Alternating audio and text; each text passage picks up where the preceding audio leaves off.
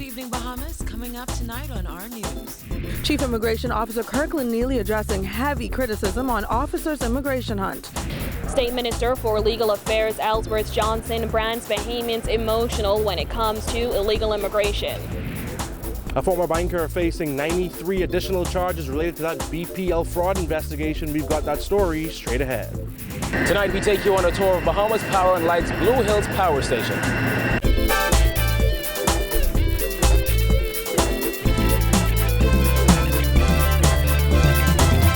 Our news is brought to you by Alive, the nation's newest and best LTE network.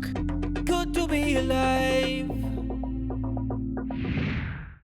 Welcome to our news and thanks for joining us. I'm Vonique Tude. Topping news tonight, the number of illegal migrants captured by authorities doubled today as a team of immigration officers pounded the pavement for the second straight day in search of undocumented migrants. The chief immigration officer also hit back at critics who questioned the manner in which this hunt is being carried out. Here's April Stans. It's day 2 on the hunt for illegal migrants in the country, and according to Chief Immigration Officer Kirkland Neely, officers are in full effect, even withstanding some of the criticism. Since immigration officers hit the streets Monday in search of foreign nationals living in the Bahamas illegally, particularly Haitian migrants who landed illegally on the shoreline of Adelaide Village on Saturday, Chief Immigration Officer Kirkland Neely says they have apprehended 57 illegal migrants so far. Neely says they've been up since 5 this morning, capturing nationals, including those from Jamaica, Haiti, and Colombia. As pictures of officers apprehending migrants and their children made the rounds on social media, some people have criticized the manner in which officers are conducting this exercise. However, Neely dismissed criticism, insisting they are acting in accordance with the law. We doing our routine job. Don't forget now, before the boat came in, every morning we out there. Okay, and so anybody who has no legal document, we bring them in.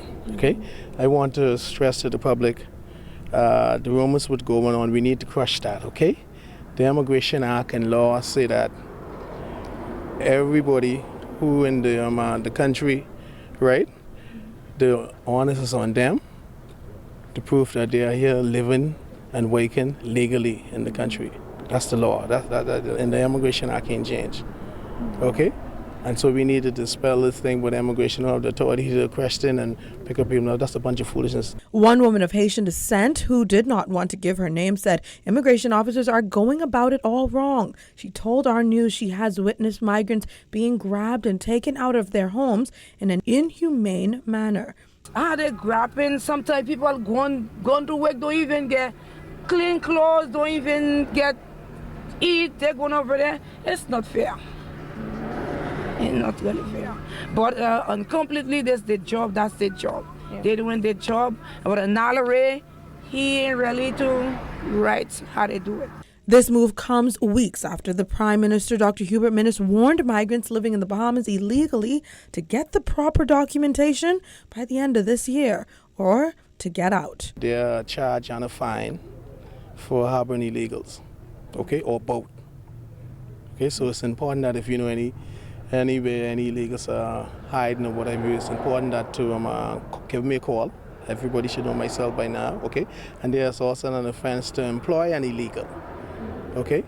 And we need to dispel this notion that if somebody have a work permit to work for me, that person could go and work for anybody else. That's a no-no. If the permit say for me, specifically it's only for me. Other than that, the permit is subject to be cancelled out. Neely says now they have encountered several cases with fraudulent documents, and it's become an issue of serious concern. In recent time, like I was saying, we had a bunch of fraudulent work permit, resident spousal permit, and permanent resident permit, along with fraudulent Bahamian birth certificate and affidavit. Reporting for our news, I'm April Sands. Minister of State for Legal Affairs Ellsworth Johnson is blasting those who have criticized the Minnis administration's recently announced policies on illegal immigration. Those policies, which include amending citizenship laws, have sparked backlash. But Johnson says those who are upset need to face a cold, hard truth and view the issue rationally and not emotionally. Jasmine Brown has that. Johnson says if illegal immigration is ever going to be properly addressed, Bahamians need to get over their emotions. But we must take this, we must remove the emotionalism from it. We must see, I used the other day when I was on a show with Ms. Loretta Butler-Turner, people that we know, people we see on a daily basis who have certain difficulties. And we must come to in a rational way as to how we will resolve these issues, how we will build this country, how we will take this country from third world status to first world. Earlier this month, Prime Minister Dr. Hubert Minnis announced the government will amend the law to ensure that all children born outside the Bahamas to Bahamian women automatically receive Bahamian citizenship. The government also intends to amend the law and allow children born to unmarried Bahamian men and foreign women an automatic right to Bahamian citizenship. In an interview outside Cabinet, Johnson was asked about the projected changes to those laws. He insisted the issue must be viewed rationally. I'm not going to condescend or speak to whether or not we should or should not make the changes. I want to speak to the Bahamian society to say that we must come up to a higher level and accept certain truths that as they exist in our society. That if a lady can have a child under certain circumstances and they can be a Bahamian, why can't a man do the same thing? Vocal critics have included Bahamas Christian Council President Bishop Delton Fernanda, who has accused the Minnis administration of taking draconian actions regarding its plan. Fernanda sees this move as going against the results of a 2016 referendum that dealt with the same citizenship issues. But Johnson stressed that all this government is seeking to do is give the rights to persons who qualify and deserve them. And I believe in patriotism. I love my country.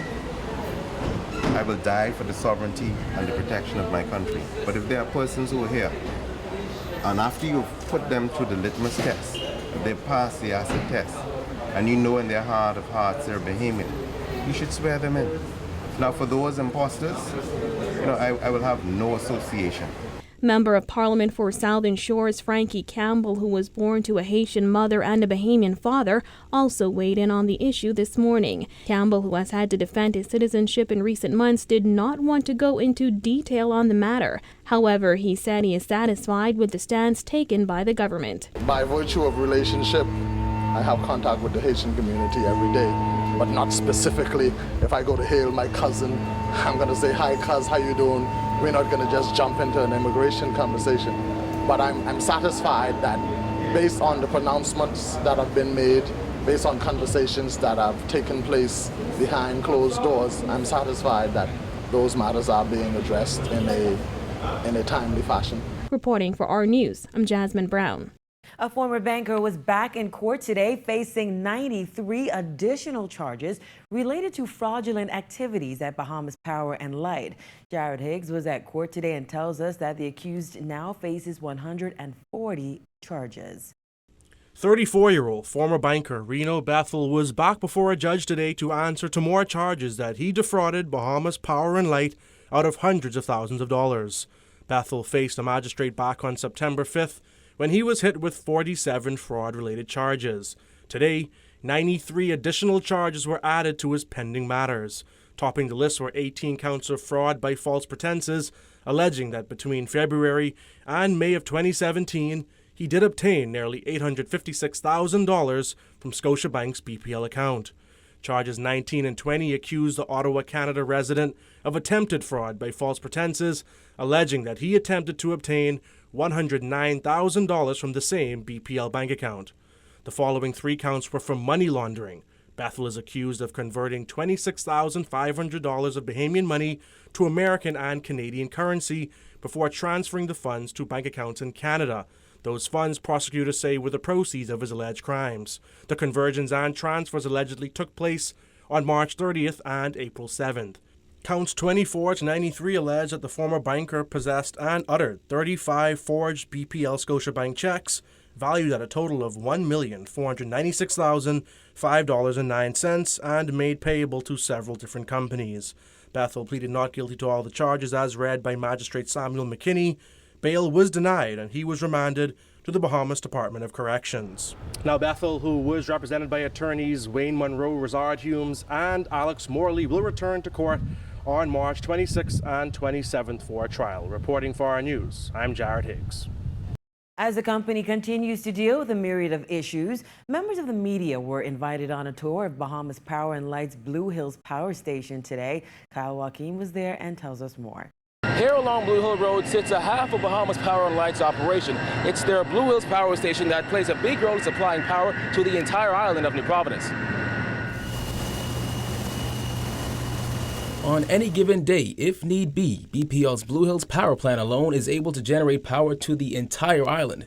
Blue Hills serves a very strategic and important point in the role of BPL providing power to the consumers, whereas our installed capacity on equipment that we own is around 180 megawatts, and then we have additional 80 megawatts of rental power.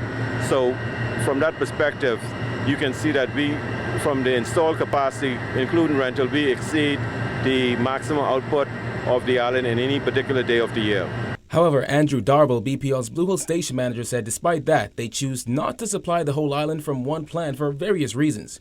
He led us on a tour of the plant, starting with the second site for the Agreco rental generators installed in August of last year, a move to reduce power outages on New Providence. Recently, we've gone into the RFP for additional 80 megawatts, which might either replace these or work in conjunction with the additional rental units that we have on site.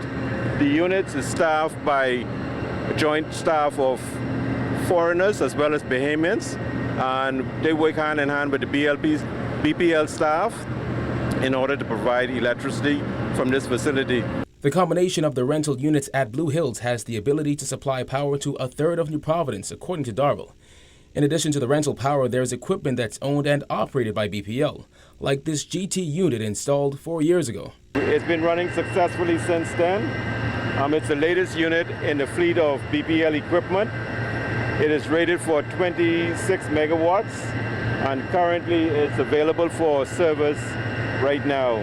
Whenever there's an issue with BPL's Clifton power plant, the brunt of the load then shifts to Blue Hills, which means higher bills for consumers as Blue Hills uses the more expensive fuel.